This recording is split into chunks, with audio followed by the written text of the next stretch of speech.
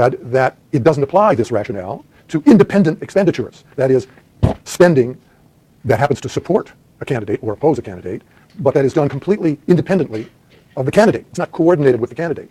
The idea is we all get to speak about elections and say who we're in favor of and against and so on, and as long as we don't coordinate that with the candidate, that independent position we want to take is free speech. And independent expenditures do not implicate the government interest in preventing corruption. So said the court, pointing out that 26 states in their own state campaign laws do not restrict independent expenditures at all, and the government hasn't suggested that there's corruption in those 26 states. It's true, Kennedy says, that independent expenditures may create the appearance of influence or access to a candidate, but he says ingratiation and access are not corruption. So what the court ends up with on this point is that when it's exercising strict scrutiny, at least in this context of political speech, it's very exacting, requiring the government to really show either actual corruption or a high likelihood of the appearance of corruption, and undue influence is not enough for this law to survive. Then the third interest that the government raised in support of the law is that we need this law to protect shareholders of corporations who don't want their money, it's their money after all, spent supporting a candidate that they oppose, or the other way around, opposing a candidate that they support. They are dissenting from the way the corporate officers would like to spend the shareholders' money. And the court found that to be the weakest of the government's justifications for the law. For one thing, that would allow a complete ban on media corporation speech, newspapers, television stations, that any abuses of dissenting shareholders' rights can be cured, the court said, crossing their fingers, really unlikely, by corporate democracy, by the protections for minority shareholders that are built into the law. That's really not realistic. And the court said that this rationale would be overbroad because it covers nonprofit corporations that don't have shareholders, and it covers the sole shareholder situation, not just public companies. So those government justifications didn't work. What Kennedy said in addition was great First Amendment law. He rehearsed, re-emphasized, revivified, resurrected great First Amendment principles in support of his decision. You know, that speech is essential to democracy, that the First Amendment has its fullest application to political campaigns, that the remedy for speech that you don't like is not suppressing it, but encouraging more speech. And here there's going to be more corporate speech. But the main theme of Kennedy's reasoning for the court was that the First Amendment protects speech rather than who the speaker is. And it says it protects the freedom of speech. It does not name speakers who are protected, so that speech is protected regardless of the identity of the speaker, and the fact that a speaker is a corporation does not permit the government to suppress the speech. Kennedy acknowledges that the court had in several cases, several of its precedents, had limited free speech rights, even political speech, hardcore, most protected political speech of certain categories of speakers, public school students, for example. Prisoners don't have full First Amendment rights. Members of the armed forces don't have full First Amendment rights. Can't get up in the chow hall in an army base and support some candidate or another. And finally, government employees under the Hatch Act do not have, they can't come out in political campaigns supporting or opposing particular candidates. Kennedy said that those cases were based on the government interest in allowing those government entities, schools, prisons, and so on, to perform their functions, that they couldn't effectively perform their given functions if full free speech was allowed those categories of people. It's lame. It's not very convincing. It was just a back of the hand to all of those precedents that limited those categories of speakers, instead of saying, well, here we have a category of speakers, corporations, who are different from real live human beings, and that affects the extent to which the First Amendment protects their speech. That is not where the court went. Kennedy did say, accurately, that the court had often recognized First Amendment protection for corporations. This was not new to Citizens United. The court, Kennedy cited 24 cases in which the court had protected corporate speech. A couple of them are two of the great pillars of our free speech protection. The Pentagon Papers case, which we're talking about a week or so from now, a couple of weeks, and New York Times versus Sullivan. They are the foundation of our free speech tradition, those cases. They were both corporate speech cases. They were both the New York Times. If the New York Times didn't have First Amendment rights, then those cases get decided the other way, and we are all the losers. So the court concludes that there's no reason that the government should be able to keep us from hearing political speech just because the speaker is a corporation. 5-4. The case also involved the disclosure provisions of the McCain-Feingold law, which required people who fund electioneering communications, television campaign ads, to disclose who it is that's behind it.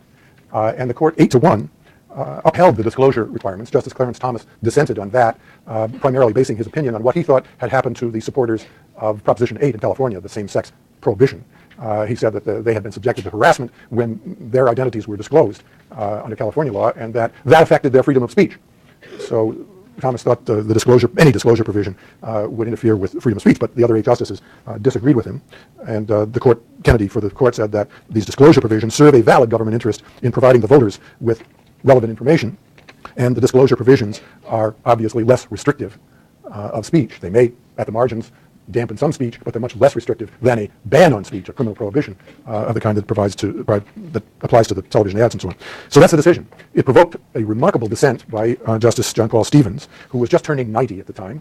He wrote a 90-page dissent in the case, the longest of his career, and he objected to every step of the majority's analysis, including converting this narrow as-applied challenge into a blunderbuss attack on campaign finance laws in general. He said that the majority had manufactured a facial attack on its face. Essentially, he said, 5 justices were unhappy with the limited nature of the case before us, so they changed the case to give themselves the opportunity to change the law. It reminded me, to that point in his dissent, of his similar dissent in Bush versus Gore, which was the 2000 decision in which the 5-justice conservative majority delivered the election to George W. Bush and took it away from Al Gore. Stevens said, the path the court has taken to reach its outcome will, I fear, do damage to this institution, the court. In other words, the hypocrisy of advocating judicial restraint while practicing raw, unadorned judicial activism is likely to earn the public's distrust. Stevens devoted a whole separate portion of his opinion to, he labeled it, original understanding, clearly aimed at Scalia and Thomas, the originalists on the court, and discussing his views on how the framers of the Constitution would have decided the question whether the First Amendment applies to corporations, protects a corporation.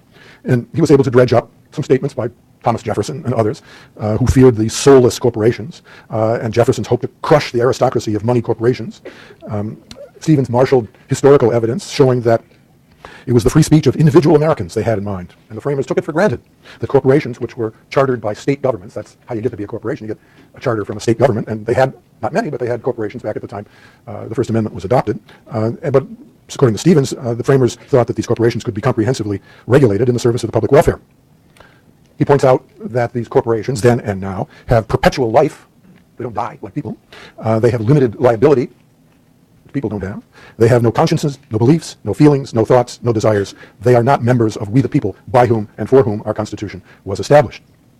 So Stevens' position is corporations should not be able to invoke the First Amendment to protect their spending their money in elections.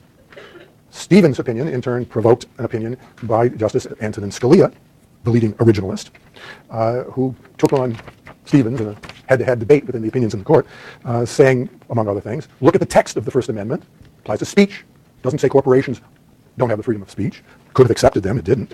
And he says, Stevens, for all of his historical research, couldn't find a single contemporaneous statement by any of the framers or anybody who knew them to the effect that corporations would not be covered by the First Amendment. Scalia acknowledged that the framers distrusted, a lot of them did, corporations, but Scalia says that was because they had monopolistic powers granted by various states, and it didn't seem fair to exclude competition and so on. And some of the framers clearly did distrust corporations, Jefferson in particular, but that was because of these monopoly powers, which doesn't apply anymore. And then Scalia finishes his opinion just jumping on the corporate bandwagon and saying that to exclude or impede corporate speech is to muzzle the principal agents of the modern free economy. We should celebrate rather than condemn the addition of this speech to the public debate. Well, neither Scalia nor Stevens could find any contemporaneous statement by the framers that was supportive, and I guess we will never really know what the framers what they meant in the First Amendment and whether they meant to include or to exclude corporations, sort of a standoff.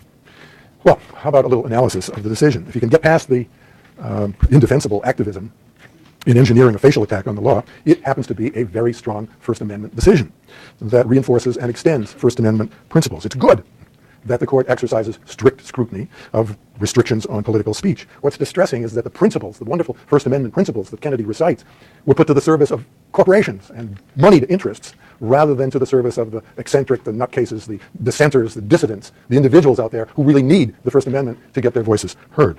And the outcome of the case, giving a green light basically to unlimited corporate spending in elections, is, many people think, bad enough. So that you don't need to say things about the decision that aren't accurate. So let's at least be accurate about what the court decided and what it didn't. There's no need to mischaracterize it. Here's some of the things that people have said and keep saying about the decision. They say that the court said, money is speech. The court did not say money is speech. It has never said, quote, money is speech. What the court said in Citizens United is here. They quoted from their 1976 decision in Buckley, the first big campaign finance decision, saying that, paraphrasing it, restriction on what you can spend on a political communication necessarily reduces the quantity of expression and the amount of political speech. Of course it does. You have to have, in any campaign, you have to have money to print your brochures, to put up those billboards, to buy television time. You can't communicate your message as a candidate without spending money.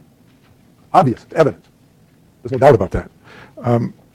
We'll have a little qualification on that the court never said money is speech coming up in a while about the Arizona case, but we'll get to that in due time.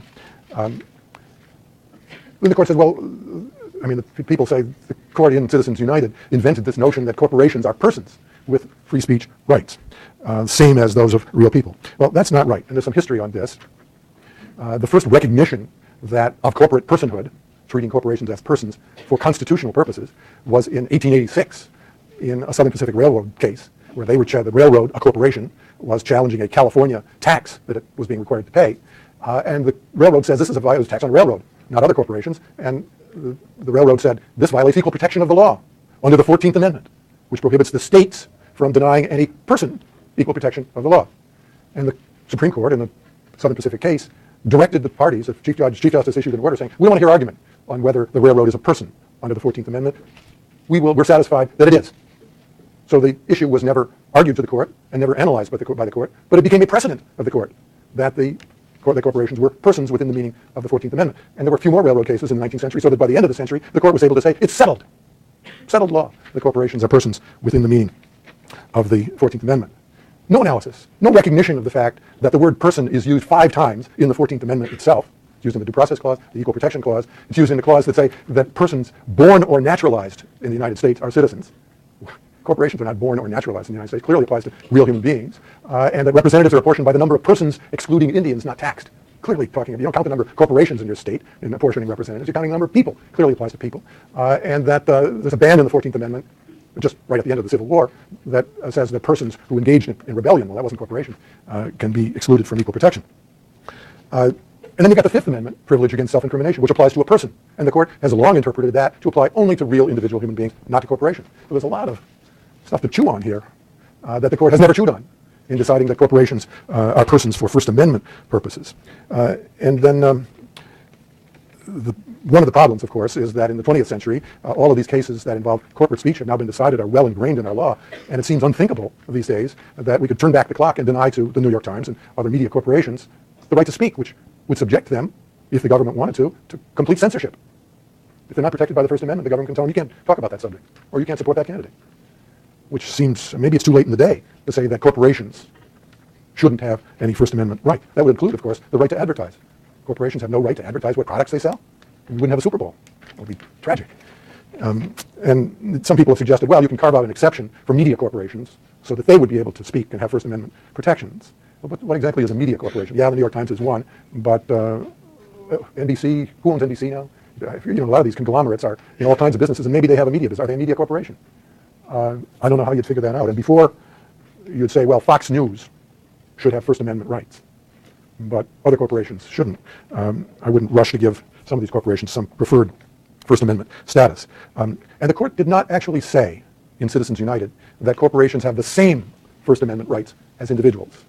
There may be a little